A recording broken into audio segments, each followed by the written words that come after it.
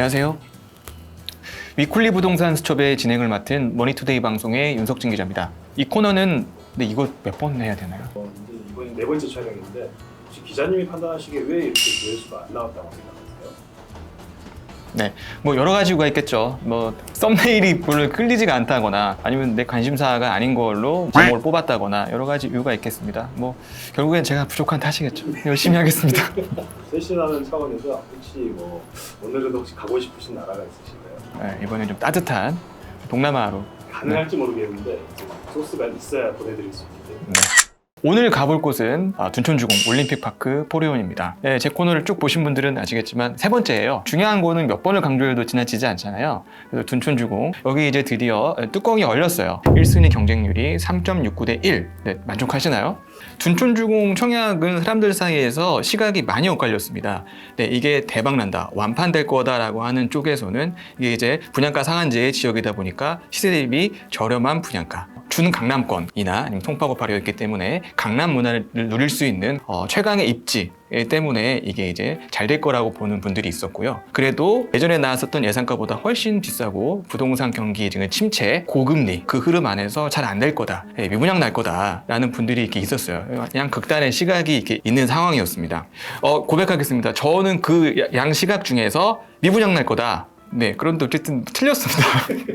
네, 잘 됐으면 좋겠다라는 바람이 그쪽에 있었기 때문에 저를 욕하신 분들은 별로 없을 거라고 저는 생각을 하는데, 여쭤보고 네. 싶은 게 이게 완판은 됐다고 하는데 5배수 미달로 뭐 당해 마감에 실패했다. 그냥 실패라는 용어 때문에 좀 완판이 된 거야 만 거야 헷갈리는 분들도 있는데, 완판됐다는 거는 어쨌든 이게 1만 3천여 가구에서 이번에 이제 모집한 일반 분양 물량이 3,695가구였잖아요. 근데 어쨌든 그거에 웃도는 사람들이 이제 들어왔기 때문에 이거 이제 완판이 됐다라고 하는 거고, 미달난 데는 없습니다. 어떤 유형의 100가구 모집이었는데 100건이 넘는 분양자들이 청약 통장을 던진 겁니다. 그래서 이게 완판됐다, 미분양은 아니다 라고 하는 거예요. 그렇다고 뭐 좋아만 할 수 없는 게 5배수라는 개념이 있습니다. 이게 2019년부터 도입이 된 제도인데요. 이게 뭐냐면은 100가구를 모집한다 그랬을 때 이게 5배수를 적용했을 때 600가구가 최소한 모집이 되어야 된다는 겁니다. 그래서 이제 경쟁률로 따지게 되면은 이게 1대 6은 나와야 된다. 1순위 모집에서 경쟁률이 1대 6이 나오게 되면은 그걸로 이제 끝. 2순위로 넘어가지 않아요. 이것이야말로 진정한 완판이다. 둔촌주공 청약의 경우에는 1순위 당해, 즉 서울 지역에서만 모집을 했을 때 5배수 기준에 충족이 되지 않아서 1순위 기타로 넘어갔어요. 수도권에 살고 있는 경기 인천 지역에 살고 있는 분들도 여기 이제 넣어볼 수 있게 된 기회를 얻은 거고요. 1순위 기타에서도 안 되니까 2순위로 넘어갔고, 여기서 이제 전국에서 서울, 거주 1년 미만 분들까지도 도전할 수 있는 기회를 얻게 된 겁니다. 좀 헷갈리긴 했는데 이해가 좀 되셨나요? PD님이 이해가 되셔야지. 저 PD가 아니고 승객이. 승객님? 네, 자꾸 헷갈리네요. 이해 안 되신 분들은 인터넷 다 뒤져보십시오. 설명이 나옵니다. 저도 다 그거 읽고 이 자리에 앉은 거라서. 그러면 다시 경쟁률 얘기로 좀 넘어가야 될 것 같아요. 사실은 이게 둔촌주공 분양을 앞두고서 10만 명이 몰릴 거다는 얘기가 나왔었죠. 그래서 경쟁률로 따지면은 27대 1입니다. 5일에 먼저 특별 공급이 진행이 됐었는데 3.24대 1이 나왔어요. 그때 이제 좀 재밌는 일이 벌어집니다. 업계 전망치가 10만 명이었는데요. 갑자기 6만 명으로 떨어집니다. 분양 전문가께서 그렇게 말씀을 하신 거예요. 근데 이제 그분께서 10만에서 특별 공급이 이렇게 저조해? 내가 조금 계산을 잘못했나 보다. 그래가지고 6만 명으로 낮춘 겁니다. 더샵파크 솔레이유라는 곳에서 이제 분양 진행을 했는데 청약 경쟁률이 15대 1이었어요. 뭐 그 정도는 나오지 않겠느냐. 결국에는 두 자릿수도 아니고 3.29대 1로 이제 마감을 한 겁니다.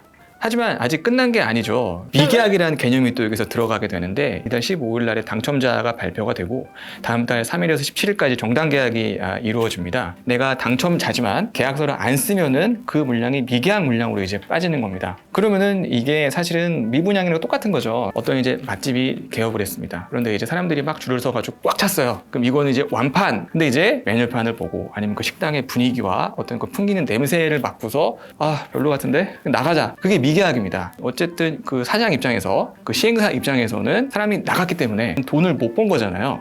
계약률이 별로 높지 않을 거다라는 의견이 있습니다. 기본적으로 청약 경쟁률이 낮게 되면은 거기 당첨된 사람들이 심리적인 압박을 받기 때문이에요. 내가 이제 사기로 한 물건인데 많은 사람들이 이렇게 원하지 않는 것 같다. 내가 밖에 선택한 거 맞나? 구매를 포기할 수도 있는 거잖아요. 사람 심리가 그렇기 때문에. 그래서 통상적으로 시장에서는 경쟁률이 10대 1이 넘지 않으면은 미계약률도 높아진다. 당첨 물량에서 50%가 미계약이 날 거다라는 데도 있고요. 그 이상을 얘기하는 데도 있고요. 반대로 미계약률이 생각보다 낮을 거다라는 게 있습니다. 분양가 상한제 지역이기 때문인데요. 돈 많은 사람들이 이 단기 차익을 노리기 위해서 분양을 받았다가 금세 팔아버리는, 그리고 부동산 시장에 과열되는 것을 차단하기 위해서 2020년 7월에 마련된 제도입니다. 시세 대비 좀 저렴한 분양가를 제공을 하되 마음대로 사고 팔 수 없는 제한이 걸리게 되는데요. 이 말한테 당근을 주고 채찍을 때리는 이상한 제도입니다. 이런 제약들을 다 아는 상태에서 둔촌주공에 청약을 넣은 사람들이 대부분이겠죠. 당연히 오를 수가 없습니다. 이게 당첨되고서 포기하는 사람이 없을 거다라는 그런 전망이 나오는 거고, 또 한 가지가 뭐냐면 이 분양가 상한제 지역에서 포기하게 될 경우에는 10년간 청약을 도전을 할 수가 없습니다. 이게 금지가 돼요. 애써 만들어온 청약 통장이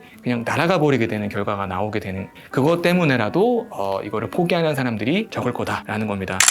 혹시 과거에 부동산 침체기라고 할 때, 그러니까 뭐 미분양이 하도 많아가지고 청약 통장이 굳이 필요가 없는 시기가 혹시 있었나요?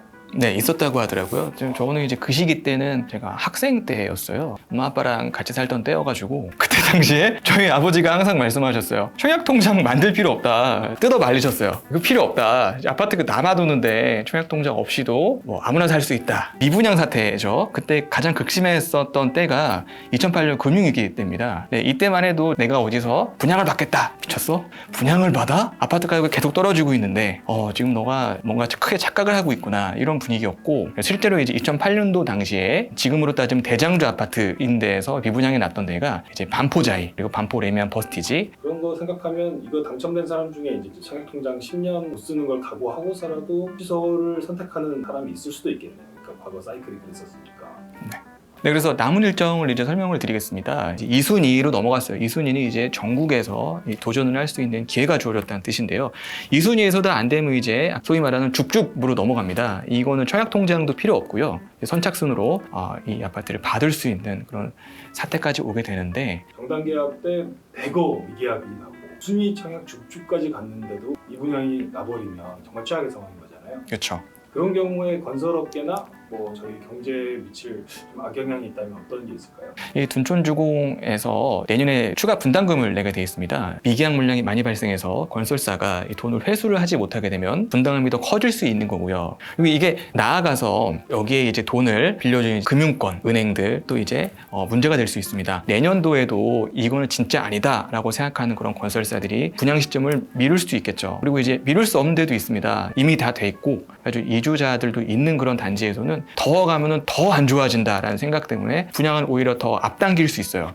좀 애매한 것 같아요, 여러모로. 그래서 지금 뚜껑은 열렸지만 러시아 인형처럼 뭔가 열었는데 그 안에 인형 또 있고 또 열면 또 인형 또 있고 그런 느낌이에요. 1월 종단 계약 때까지 지켜봐야 망한 건지 아니면 그나마 좀 선방한 건지를 알 수 있을 것 같습니다. 네, 저는 그럼 한 주 동안 다시 또 열심히 발로 뛰고 이 자리에 또 많은 얘기거리 준비해서 올라오도록 하겠습니다. 네, 지금까지 워닝투데이 방송의 윤석진 기자였습니다.